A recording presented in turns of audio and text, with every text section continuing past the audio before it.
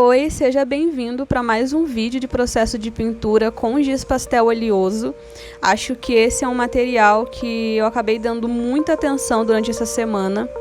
E essa semana, a semana passada no caso, eu quis muito tentar fazer um retrato com giz. Sempre achei muito lindo como que fica a textura da pele, como que a gente consegue fazer o degradê com esse giz, né? Sempre lembrando ali quase uma textura de uma tinta a óleo. Então eu usei aí uma referência para tentar pintar um retrato aí de perfil.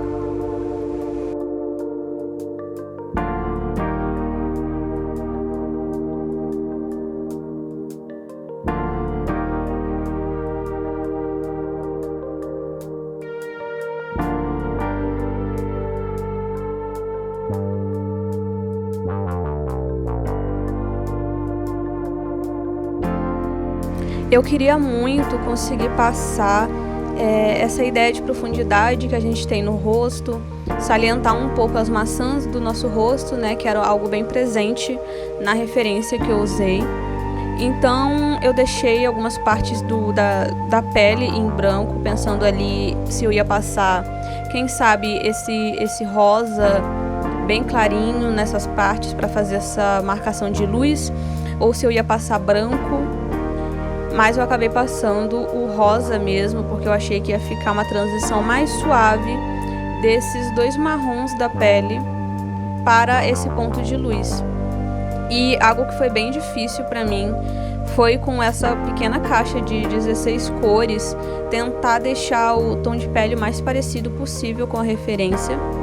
Como o giz pastel oleoso ele tem uma textura muito grossa, muito cremosa, então a tendência é que tudo fique muito pigmentado quando a gente pinta com ele. Então isso foi um desafio bem grande, eu tive que ter bastante paciência para poder transmitir ali o tom de pele dessa pessoa, né? Tanto que eu fiz ali a mistura de algumas cores. Usei o marrom escuro para fazer as sombras mais marcadas, principalmente ali o contorno do rosto, sabe, do queixo. Usei também o marrom claro, que na verdade não é um marrom claro, é um marrom avermelhado mesmo, para pintar a maior parte da pele. E cheguei a usar até um pouco de vermelho ali próximo das maçãs do rosto, na parte em que eu ia colocar a luz depois. Cheguei até a adicionar um pouco de amarelo na pele, eu acho que isso que acabou fazendo bastante diferença, porque isso meio que uniformizou a cor da pele, sabe? É como se eu estivesse fazendo como eu fiz usando o branco para esfumar, só que dessa vez eu usei o amarelo. E de certa forma eu acho que deixou um pouco mais natural, além de ter mesclado mais as cores, sabe? De uma forma mais uniforme, mais até bonita mesmo. Inclusive durante a pintura foram muitos processos assim diferentes, em que eu parava, olhava, via o que eu ia adicionar ou mudar.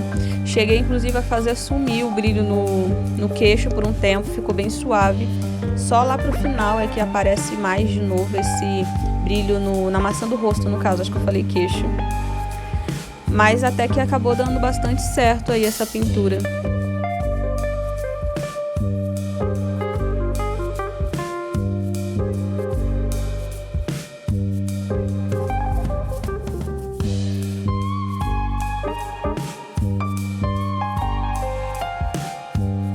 A luz aqui na pintura vai acabar mudando bastante, porque como sempre eu pinto em frente à minha janela. Então a luz que tá ali sobre a minha pintura depende muito do momento do dia em que eu tô. E como eu falei, né, essa pintura eu fiz parando um pouco para olhar de longe e ver o que eu podia mudar. Então acabei levando aí quase um dia inteiro para pintar ela.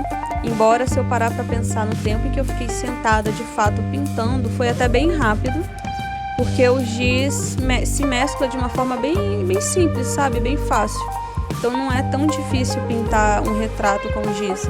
Mais difícil mesmo é ter o controle das bordas, conseguir botar um pouco de detalhes na pintura, porque, né, a ponta do giz é muito grossa.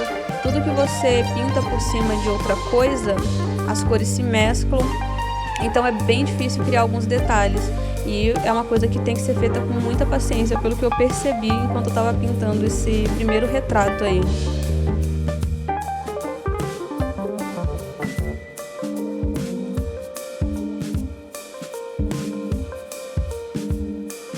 Eu cheguei até a usar o preto, o giz preto, para fazer as sobrancelhas, mas aí eu logo me arrependi.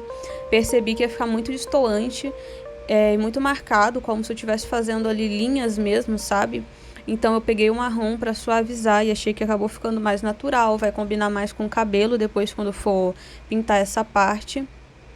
E antes que eu me esqueça, se você ainda não é inscrito no canal, aproveita aí para se inscrever, curtir o vídeo, para mim sempre estar trazendo alguma coisinha para cá.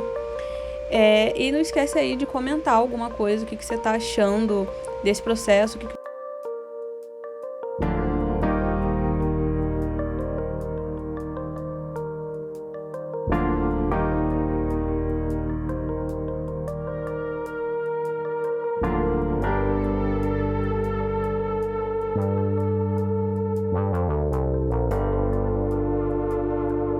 Acho que é só a partir desse momento da pintura em que dá para começar a ver as coisas tomando forma, sabe? Porque a falta de detalhes quando a gente está pintando faz com que seja muito difícil querer continuar a pintura, se isso faz sentido. Porque você não, com o passar do tempo, né, conforme você vai preenchendo todas as áreas, você não consegue mais ver as linhas que você esboçou para aquele rosto. E principalmente quando a gente está pintando o rosto, as coisas têm que estar com as formas bem definidas, sabe? A forma do olho, a forma da boca.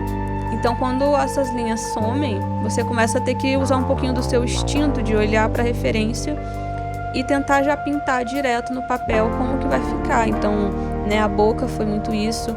Eu tive que praticamente desenhar a boca já com giz e pintar ela, tentando fazer ali uma divisão. Eu usei bastante o marrom escuro para fazer essas bordas, divisões, né? E, por exemplo, na hora de pintar, de desenhar os olhos, né? Eu acabei usando o preto mesmo, porque é uma parte que tem que ficar muito marcada. E esse marrom escuro, ele não é tão escuro assim. Então ia praticamente sumir, né, os olhos dela. Então eu resolvi fazer os olhos com preto. Eu usei o giz bem deitadinho assim para poder fazer essas duas linhas, a de cima e a de baixo, fazendo essas marcações como se fossem os cílios na ponta do olho e o globo ocular ali. Não fica 100% perfeito, principalmente quando a gente está pintando algo pequeno com giz. Talvez se eu estivesse pintando uma pintura maior com giz, eu conseguisse deixar as coisas mais definidas, eu conseguisse adicionar mais detalhes. Isso é uma coisa que eu quero testar em breve também. Pintar uma tela maior com giz para ver se eu consigo colocar mais detalhes, sabe? Mas como é um estudo, um teste, eu resolvi fazer menor, porque eu acho que isso me ajuda a me concentrar mais no que é importante, que é dar a ideia do retrato, que é conseguir colocar as principais características daquela pessoa no meu desenho, na minha arte, sabe?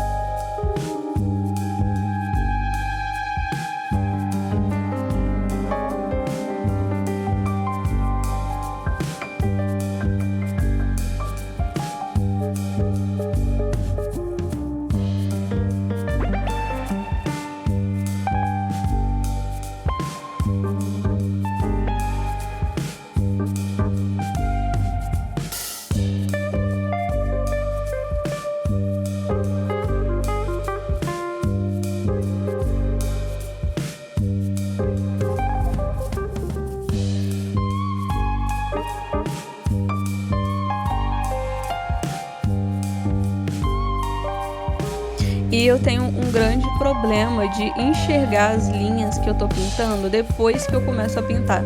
Então eu percebi nesse momento que eu tinha esquecido de pintar a orelha dela. Eu tinha esquecido de pintar a orelha, pintei o rosto, pintei a parte da pele e esqueci de pintar a orelha dessa pessoa, né? Quase que eu pinto o cabelo por cima da orelha dela. Mas a sorte é que quando eu tava pintando o brinco, eu reparei nisso. Então eu fui aí correr um pouquinho atrás desse prejuízo e fui pintar a orelha usando os mesmos tons que eu já tinha usado, o marrom avermelhado, esse amarelo ocre para uniformizar mais a pele, né? E esse marrom escuro para fazer ali as linhas da orelha e essas partes que são mais escuras naturalmente. E aí chegou por fim a parte de pintar o cabelo, né? O momento de quase finalizar, né? Que é o que faltava. E eu deixei por último porque se eu tivesse transpassado alguma parte da pintura, por exemplo, da pele ou da roupa, na área do cabelo, como o cabelo dela era castanho escuro, bem escuro, isso ia sumir quando eu pintasse o cabelo. Então eu deixei o cabelo por último para poder tirar qualquer uma desses erros que possam ter ficado, sabe? Assim como eu deixei para pintar o fundo por último também, porque como dá para ver, alguns riscos, né, da pintura ficaram um pouquinho para fora do rosto, assim, né? Então a intenção era cobrir isso depois, pintando tanto o cabelo como o fundo.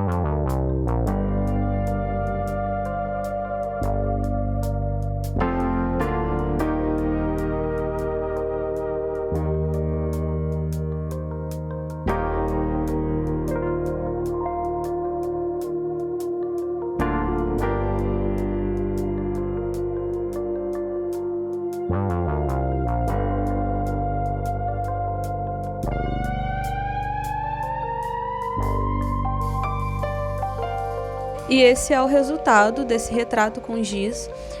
Espero que tenha sido legal acompanhar esse processo. Para mim sempre é muito gostoso pintar com giz, tanto pela textura como pelo próprio tempo gasto ali, da paciência, sabe? Sempre é muito relaxante para mim pintar com giz, então espero que esse vídeo de processo tenha passado um pouquinho disso. Em breve estou aí com mais vídeos, então não esquece de se inscrever, de curtir o vídeo. E é isso. Um abraço e até a próxima.